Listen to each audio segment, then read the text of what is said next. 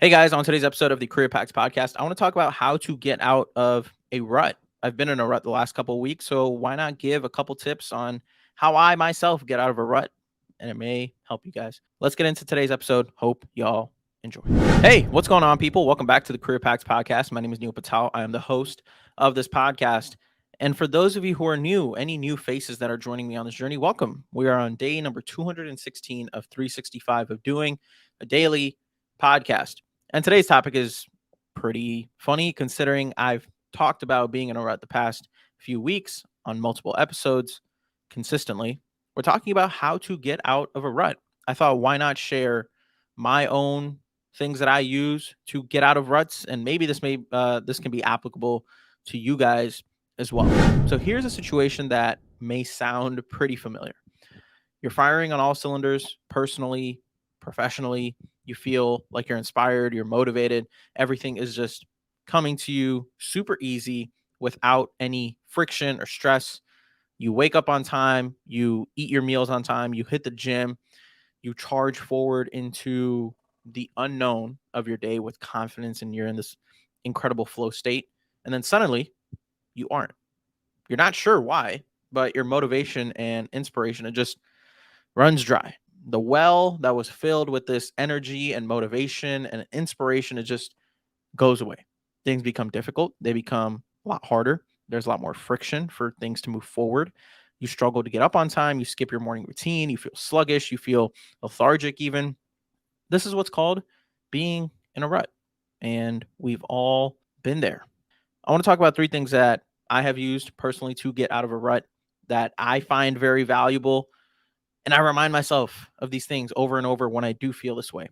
And by the way, these ideas that I'm sharing and that I want to present to you guys, I've got by this guy named Sahil Bloom. I've talked about him a couple of times on this podcast. He has a great newsletter. Great. I don't know if he's written a book. I can't remember exactly, but if you guys don't know who Sahil Bloom is, check him out. This article that he wrote, or his newsletter that he wrote on getting out of a rut. He talked about three things. Ever since I read this, he posted this 2 or 3 months ago. The first thing that he talks about is to stop digging a deeper hole. There's this great quote that he uses in the newsletter by Warren Buffett. It says the most important thing to do if you find yourself in a hole is to stop digging. The deeper we keep digging into this hole, the worse it'll be. There are two things that make being in a rut automatically worse. It's when I start to become negative and I keep pushing myself into exhaustion, even when I know I'm done, when my brain is just not working. That has been a recipe for nothing good. It brings you into this deep hole that you just feel like you just can't pull yourself out of. If you guys know anything about me, or if you've listened to any episodes in the past, you know that I love being hard on myself. Like, oh, dude, come on, get this done, get this thing started. You're procrastinating, you're not doing this, you're not doing that. And then I start using this negative self-talk to criticize myself, or this lack of motivation and discipline that I've displayed not only to myself, but to maybe the people of the world who are listening to this podcast or watching. I've been learning to be kinder to myself. It's a very tough process. It's a very tough thing to get a grasp of. However, this is the exact journey that I'm on. And negativity is almost this self fulfilling prophecy. You start to believe negative things about yourself that aren't true just because you're in this bad mind state, which leads you to find evidence and support these negative beliefs. I'll give you guys a quick example. Okay. Imagine you're a car stuck in some mud. Ambitious people think that they can get the car out of the mud by revving the engine repeatedly and propelling forward, but the tires, they just keep spinning over and over and over, like faster and faster and faster, and the car digs itself deeper and deeper. Most of us, not everyone, but I think most of us have been conditioned to believe that rest is bad. You lose productivity, you waste time, you aren't getting anything done, opportunity cost. So if you're in a rut, the first thing that you should do is obviously stop digging yourself into a hole. Just take some time to rest. It's okay to take a step back. Just have some time to yourself. Just chill. Don't talk bad about yourself. Don't do anything that is going to reinforce your negative thinking that you already have. What I try to do is I try to engage in curiosity, not tell myself that I can't. So if I can't figure out something for an edit or a video idea, instead of telling myself I can't do this, I would change and reframe the question to, What do I want to learn? Why am I not able to figure this out? What is the exact reason for this? And trying to get to the root of it instead of just telling myself, I can't do this. Because that's a statement. It's not even a question. It's not open ended. And you don't give yourself even the ability to answer the question properly. So that's the first thing, is to just take some rest, take time to yourself, and don't dig yourself into a deeper hole. Number two, your external and internal environment. Internally, what are you telling yourself that is causing these conditions of being in a rut? Do you have a poor mindset? Do you have poor information or influence from people around you, whether it's your family, your friends? You are the average of the 5 people you surround yourself with. Who are those 5 people? All of that is a testament to why you feel butt. Like, how do you change those conditions? Do you stop? Do you go journal? You meditate? You read? All great ways to change yourself internally. And if you haven't been doing that, or if you don't do that, and if it's not a regular practice, it may be a reason to feel like you're in a rut internally. Now, if you look at the external side of things, the external side, I think it's pretty simple. It's just your environment filled, again, like with your friends and your physical place, like whether it's your house, whether it's your backyard, when you're out somewhere. What is it? What really is it? Is it negative people around you? Is it complacent people? Do you have a noisy environment where there's no peace and quiet? You may need a change of scenery. Go by the beach. Go bike somewhere in a area that you haven't been before, and like set up a chair, sit down, and do your work there. Go to a forest. I don't know, go to like a picnicky area. You may need to either do that or remove some people or things that are draining your energy and contributing to this negative cycle. Now, I'm a huge believer in your environment.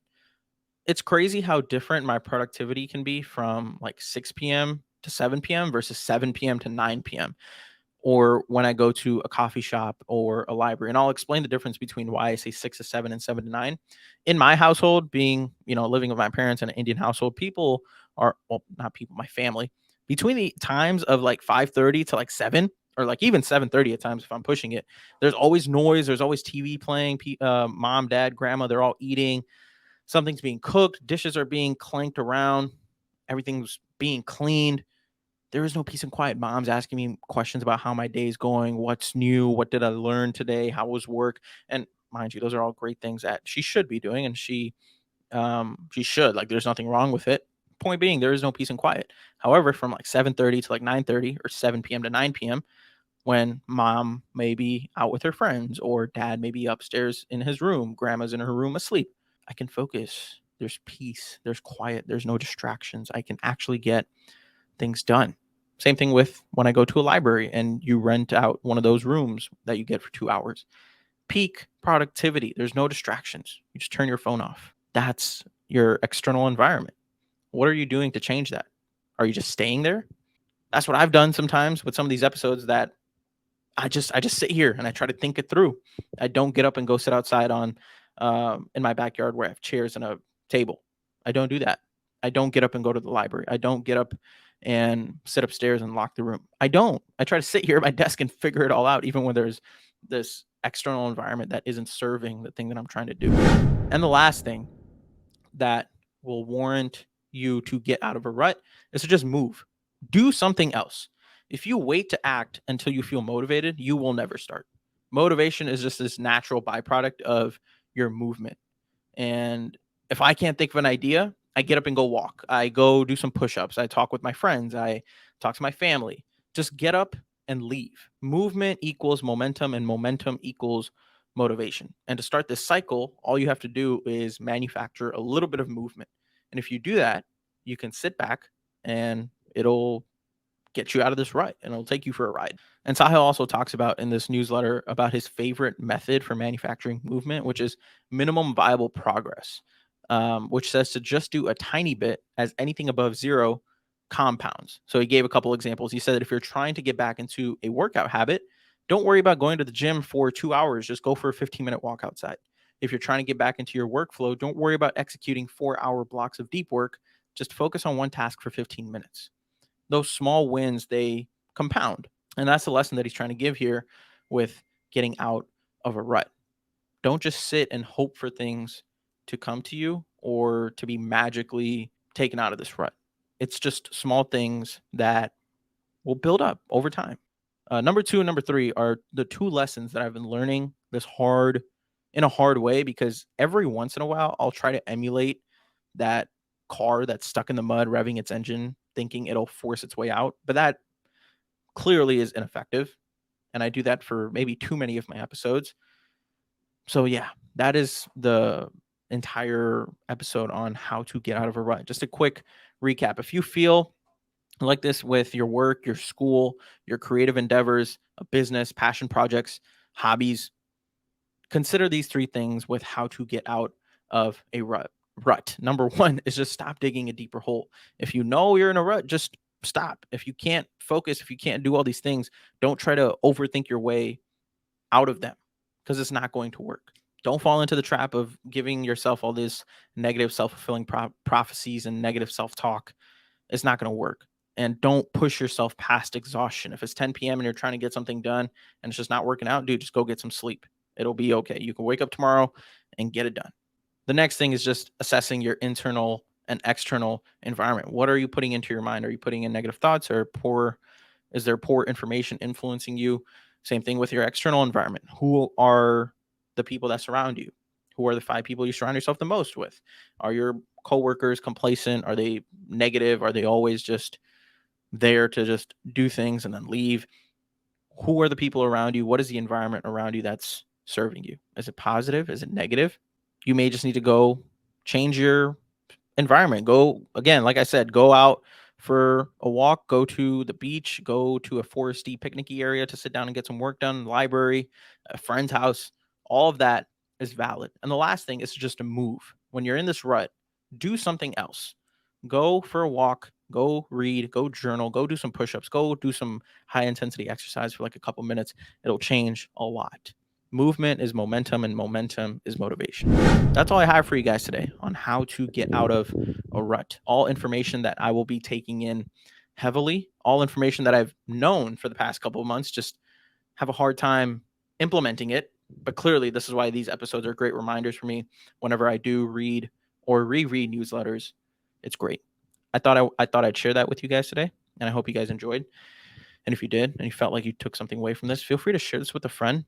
Follow us on all socials at the Career Packs Podcast, and leave me a 4 or 5-star review on Spotify, Apple Podcasts, wherever you're listening. It'll help me out a ton. Follow me on Instagram, Neil_Patel4, YouTube, Neil Patel, Neeel, 3 E's, because there's a lot of Neil Patels. Follow me on YouTube, the Career Pact Podcast. That's CREAPACT Podcast. I post all of these episodes that you're listening to or watching every single day on that YouTube channel. Please subscribe there. We're growing slowly and steadily, and I'm blessed, lucky, grateful, all of the above to have one person listen to these. I love you guys so much, and like I always say, take care, tell someone that you love them, and go do something nice for someone today, because they genuinely deserve it. And bonus PSA, this is the last episode that you guys will ever see on my Booty Mac webcam, or my $60 webcam that I've been using for this entire journey. The camera is here, and you guys will see it tomorrow. All right. Love you guys. See you tomorrow. Peace.